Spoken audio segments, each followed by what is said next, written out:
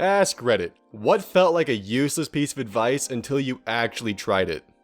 Keeping my shoulders back. It was a suggestion I saw for preventing panic anxiety. I don't know what it is, but when your shoulders are in that position, it gives you some strange feeling of control. I also read somewhere that during panic attacks, the body basically wants to curl into fetal position for protection. So I feel like focusing on keeping your arms down and shoulders back is a conscious way to go against that and stay grounded in reality. Works for me, could work for you.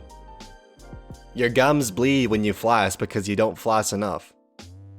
Turns out if you floss enough, your gums won't be inflamed, so they won't bleed when you floss. It's true, or at least get an electric toothbrush. Source: am a dental hygienist. Putting cold water on freshly shaven skin will make it so you don't get ingrown hairs. Some of the best advice I've ever received.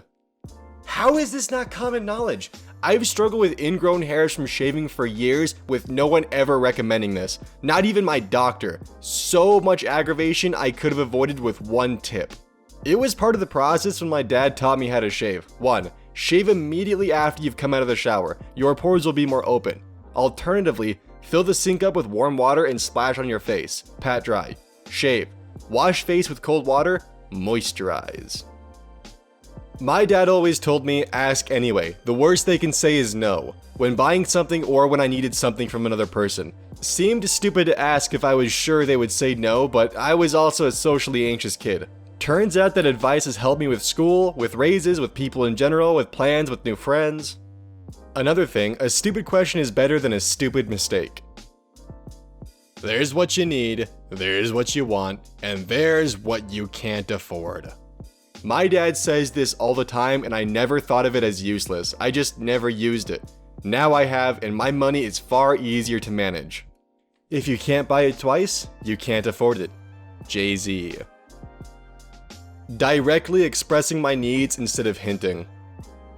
That's secret number 1 for a successful, long-lasting marriage. Number 2 is, marriage is work, but it's worth it. Source: am old, married long time. That forest app, it grows a tree for up to 2 hours, and during that time, you can't access any apps you think will distract you. If you want to open a distracting app, you'd have to kill your tree. All your trees, dead or alive, appear in a little forest. I have always had trouble motivating myself to focus on homework and not look at Reddit, YouTube, but this app is just enough to guilt me not to open them. I haven't killed anything yet, and I'm surprised at how much I can care about a small virtual tree. People told me about it and I just completely assumed that I'd never use it or it wouldn't work for me, considering how distractible I am, but it works wonders. Goodbye, Reddit. Spend an extra $5 to $10 on wiper blades. Rock Auto commonly does closeouts on high quality wiper blades for like 2 to 3 a piece, the type you normally pay $20 to $30 for. I buy like 5 sets at a time to save on shipping. Spend less than $40 on enough really nice wipers to last me a few years. Edit: I have no affiliation with Rock Auto, just a customer. Compliment people behind their backs. Sounds stupid but works wonders. I'd never say this to her face, but she's a wonderful person and a gifted artist. I'm not racist, but I think everyone should be treated equally. The fans on my old MacBook died. Saw a YouTube video that said to simply take your fist and bang it on the part of the computer that housed the fans. Thinking it was a troll, I gave it a shot out of pure frustration, and lo and behold, they purred back to life and I never had another issue with them for the rest of the time that I owned that computer. Back when iPods were all the rage, mine got an error. I googled the error and the fix was to drop it from about 6 inches. I did so thinking at worst my broken iPod will be more broken, but it started right up. Screen was all fucky. iPad 2s had the same problem. I fixed a few of them that way. Percussion adjustment is a magical tool that works more often than you think it would. Today I learned percussion adjustment. Knock it till it works. In mechanical circles, we refer to this as a calibrated tap. If you have a clogged nose, doing 8 to 10 push-ups will temporarily clear it up. If you want your nose to not clog up ever again, do 100 push-ups, 100 sit-ups, 100 squats, 10-kilometer running every single day for 3 years, then punch yourself in the face once. One punch! God, I'm in pain. As someone with a phobia of needles my entire life, I finally, 30 years in, had a nurse tell me to ask for a spare alcohol pad and sniff it right as I'm about to get jabbed. She said the harsh smell is enough of a distraction to keep your mind off the needle. I was there for a flu shot, so I got to try it out right away. I wasn't expecting much, but it worked. I've been doing it ever since and have no trouble with shots or blood draws now, which is a huge for someone they've triggered panic attacks and near fainting in before. Hoping this helps everyone as much as it helped me. Explain it to the nurse who's doing your shot blood draw too. I always do in hopes they'll remember and use it next time they have someone who struggles with needles and pass the knowledge along. Cleaning your house before leaving for more than 5 days. Nothing is better than coming to a clean house. Unclench your jaw, open your hands, drop your shoulders, and breathe in. This made me realize how tense I am right now. And I just dropped my phone. Stop holding it with your mouth then. Life is really much easier if you clean your workplace room. I clean my room often and it makes me feel calm and clears my head. Pay bills, save, then spend. In regards to saving, I was always told pay your bills, pay yourself, then spend. One day at a time. It's been helping me stay focused in the now. My grandma, rest her soul, gave me a similar piece of advice, but with a variant. If you feel like you can't survive a week, focus on getting through a day. One day too much, 1 hour. Too much, 1 minute. Whatever it takes, if you can survive one, you can survive another. You're not hungry, you're thirsty. I would eat a big meal and wonder why I still felt hungry. It is because I wasn't drinking a glass of water with my meal. Now, if I notice I am hungry after eating normal portions, I have a glass of water and wait 5 minutes before I continue eating. Don't suffer future pain. In other words, worrying about all the stuff that could happen stops you from doing things and worse. Turns potential pain into actual worry and mental pain. Not taking your cell phone into bed with you. After a while, you will sleep much easier without the distraction and blue light shining into your eyes before bed. Sounds like a good idea. Me on my phone at 10 p.m. Sounds like a good idea for tomorrow. Me on my phone in bed at 2 a.m. every night. It's better to lose a second of your life than to lose your life in a second. People on the road need to just slow down a little. It'll save your life. And stay off your goddamn phone! Stick to the same sleep schedule on your days off that you will follow on days when you have to be somewhere at a specific time, like school or work days. I spent my whole life sleeping until noon on weekends, thinking I was storing sleep in some imaginary sleep bank. I recently started waking up early on weekends, and now I don't have trouble waking up when my alarm goes off during the week. Plus, I have all this extra time to do stuff because I'm not sleeping all day. I got a job to match my natural sleep cycle and am much happier for it. I loved working the swing shift, 2 to 10 p.m.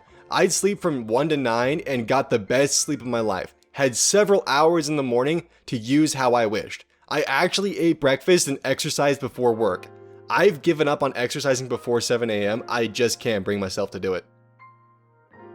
Try killing roaches with soapy water in a spray bottle. It sounds useless, but it works better than any insecticide I've ever tried. And it's non-toxic and really easy to clean up. They drown, as the soap allows the water to enter their breathing holes. Spiracles? Normally the surface tension prevents this. My dad once had a customer in a very rundown apartment complex. He went into a unit that typically in this apartment building is crawling with roaches. A little old lady lived there and he didn't notice a single roach. The secret? Boric acid mixed with sweetened condensed milk. Mix until it's dough-like. Stick small balls in places where kids and animals cannot reach. The roaches take it back to their nest and it destroys them all. I grew up in a very old home and I can only recall roaches once. My dad did this trick and I never saw another for about 7 years. Cheap and extremely effective. I'm reading a ton of folks saying it works on ants too. Score. Also, yes, you can sprinkle the boric acid, some are saying borax works too, on the floor, but I like the balls because there's no dealing with a dust layer. To hide them, drop them behind a refrigerator, in a hole under the sink, above a kitchen cabinet. Is it toxic to kids' pets? I was assuming so, many say no, but I'd rather just keep them up and away and not have to find out. Don't need any diarrhea or vomiting in my life at the moment. I have no idea why it works for years, but I'm guessing it's because roaches feed on each other when they die, so the dead ones become poison to the living ones, so the ratio of dead ones continues to increase. Oh, and I'm not a man. I usually just berate them, call them names, just really make them feel worthless until they just give up and kill themselves. It takes longer, but they tend to bring down the other roaches around them. A bit of a domino effect. My grandfather told me this and I never understood it until I had my own place. Always buy the cheap tools at first, and if you wear it out, break it, then you use it enough to justify getting a nicer, more expensive one. Flip a coin and choose the one you're hoping for. I don't even have to flip a coin now and I'm way more decisive. Practice gratitude. Grateful people are happy people.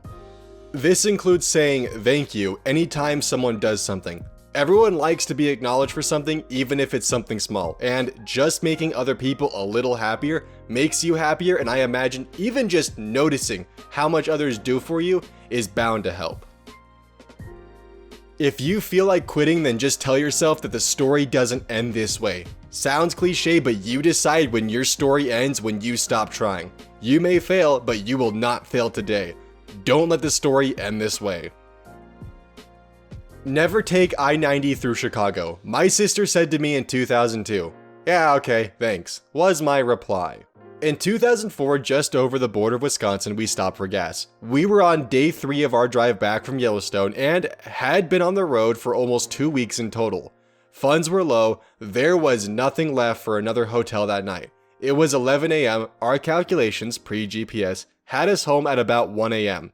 We looked at the map, saw the upcoming highway split, and were debating between heading straight for I-80 or staying on I-90. Well, the last sign said 90 minutes to Chicago, may as well have a deep dish pizza for lunch, plus it looks like a more direct route. Mistakes were made. At 3 p.m., we had admitted defeat. There would be no lunch, the infinite traffic wouldn't allow for it. By 4 p.m., my will was broken. I pulled the e-brake, opened my door, and walked from the middle lane to the ditch just after a bridge to relieve the pressure in my bladder. Shortly after, we would say, "F this, let's just get off here." That too was a mistake. The signs were in Spanish. The route back to the highway eluded us. We weren't even sure what time zone we were in. We asked a guy at the corner at a red light, "Hey man, what time is it?" I'll never forget his response, "Your mother." At 6:30 p.m., we finally drove past what is now Guaranteed Rate Park, fully immersed in Chicago rush hour. An hour later, we crossed into Indiana. Broken people. We had an utterly forgettable pizza, got back on the road, and endured a drive home that lasted well past dawn. "I told you never to take the I-90 through Chicago," my sister said to me when I told her our tale of that day. She was right. I should have remembered that. If you can tell that someone is going to hit you, tilt your head down. Teeth don't grow back. Your jaw is lights out. If they punch the top of your skull, they will probably break their hand. Always be drunk. Don't half-ass 2 things, whole-ass 1 thing. Turn it off and turn it back on. This applies to everything that has a computer or any sort of electronic. People laugh at me when I ask them, "Have you tried turning it off and back on again?" Yes, but when that's all your IT office knows how to do. Give up caffeine to help with anxiety. I gave it up to help with my vertigo years ago after this was first suggested to me, but it did help. I'm still anxious as fuck, but I'm not reacting to it like a hummingbird on cocaine anymore. Wash your dishes immediately after using them. It really helps to avoid unnecessary clutter and you ending up like this. Excuse me, are you drinking water out of a food processor? I didn't have any cups left. You didn't want to spend 1 minute cleaning a cup.